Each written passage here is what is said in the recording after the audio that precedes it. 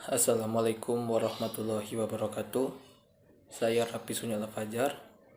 Di sini saya akan menjelaskan tentang mengenai apa itu bersuci, alat-alat untuk bersuci, macam-macam najis, rukun wudhu, sunnah wudhu, dan hal yang membatalkan wudhu, serta mempraktekkan wudhu. Pembahasan pertama, apa itu bersuci? Bersuci atau dengan nama lain toharo artinya membersihkan kotoran, baik kotoran yang berwujud maupun tidak berwujud. Secara istilah, toharo artinya menghilangkan hadas, najis, serta kotoran dari tubuh yang membatalkan ibadah lainnya. Membersihkannya dengan menggunakan air, tanah, atau debu yang bersih. Contoh kegiatan bersuci ialah berwudu. Pembahasan selanjutnya mengenai macam-macam najis. Najis terbagi menjadi 3. Yang pertama, najis mukhaffafah atau najis ringan. Contoh najis mukhaffafah yaitu air kencing bayi laki-laki yang belum makan dan minum apapun kecuali air susu ibunya. Cara menghilangkan najis mukhaffafah ini ialah dengan mengusap air ke benda yang terkena najis tersebut. Kedua, najis mutawassita atau najis sedang. Contoh dari najis mutawassita ini ialah darah, bangkai, nanah, air kencing manusia, dan kotoran manusia. Cara menghilangkan najis ini adalah dengan mencucinya sampai bersih, tidak ada rasa, bau, warna, serta zat yang tercium dari najis tersebut. Yang ketiga, najis mughallaza atau najis berat. Contoh dari najis mughallaza ini adalah jilatan anjing dan babi. Jika terkena najis ini, maka cara membersihkannya adalah dengan menggunakan air yang mengalir sebanyak 7 kali yang di sela-selanya diusap dengan menggunakan debu atau air tanah. Selanjutnya, pembahasan tentang rukun wudhu. Rukun wudhu terbagi menjadi 6. Yang pertama, niat. Yang kedua, membasuh muka.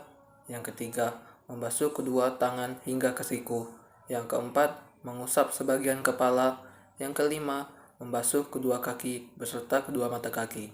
Dan yang keenam, tertib. Setelah pembahasan tentang rukun wudhu, selanjutnya sunnah wudhu. Ada 13 sunnah wudhu yang harus kita ketahui. Yang pertama, membaca bismillah. Yang kedua, memakai siwak. Yang ketiga, niat wudhu. Yang keempat, membasuh tangan. Yang kelima, kumur. Yang keenam, intisyak atau membasuh hidung dengan air. Yang ketujuh, sunnah wudhu dengan membasuh 3 kali. Yang kedelapan, membasuh sebagian rambut. Yang kesembilan, membasuh telinga. Yang kesepuluh, menggosok-gosok yakni setiap anggota wudhu yang dibasuh. Yang ke-11, mendahulukan kanan. Yang ke-12, tertib. Dan yang ke-13, membaca doa setelah wudhu. Setelah pembahasan tentang sunnah wudhu, selanjutnya pembahasan tentang hal-hal yang membatalkan wudhu. Ada 4 penyebab batalnya wudhu. Yang pertama, keluarnya sesuatu dari salah satu kubul dan dubur selain sperma. Yang kedua, hilangnya akal karena tidur, gila, dan lainnya. Yang ketiga, bersentuhan kulit antara laki-laki dan perempuan yang sudah akil balik atau yang bukan mahramnya. Dan yang keempat, menyentuh kelamin dan lubang dubur manusia, baik disengaja maupun tidak disengaja. Setelah membahas mengenai bersuci, macam-macam najis, rukun wudhu, sunnah wudhu, dan hal-hal yang membatalkan wudhu, selanjutnya saya akan membahas yaitu mengenai praktek wudhu.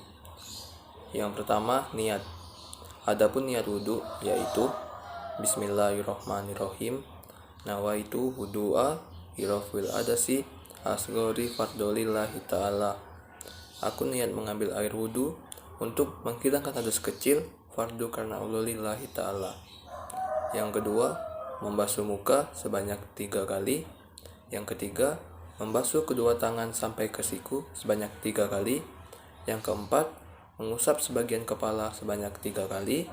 Yang kelima, mengusap kedua telinga sebanyak 3 kali.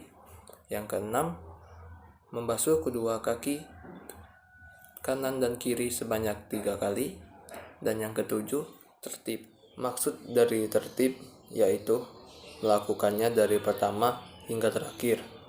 Tidak boleh acak atau terbalik-terbalik. Jika kita melakukannya tidak berurutan, maka wudhu yang kita lakukan dianggap tidak sah oleh Allah Subhanahu wa Ta'ala, dan kita harus mengulangnya dari yang pertama. Demikianlah yang bisa saya sampaikan serta jelaskan mengenai apa itu bersuci, macam-macam najis, rukun wudhu, sunnah wudhu, hal-hal yang membatalkan wudhu, serta mempraktekkan wudhu. Lebih dan kurang saya mohon maaf. Wabillahi taufiq wal hidayah. Wassalamualaikum warahmatullahi wabarakatuh.